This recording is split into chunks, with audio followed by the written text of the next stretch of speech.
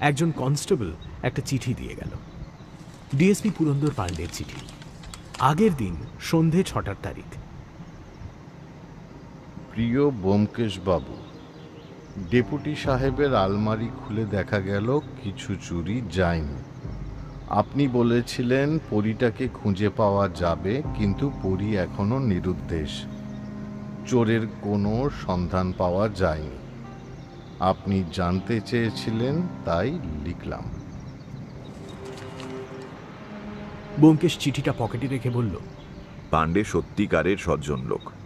এই সময় যিনি সবেগে এসে উপস্থিত হলেন তিনি ফটোগ্রাফার নকুলেশ সরকার। মহিধরবাবুর পার্টির পর এর সঙ্গে রাস্তায় দু একবার দেখা হয়েছিল।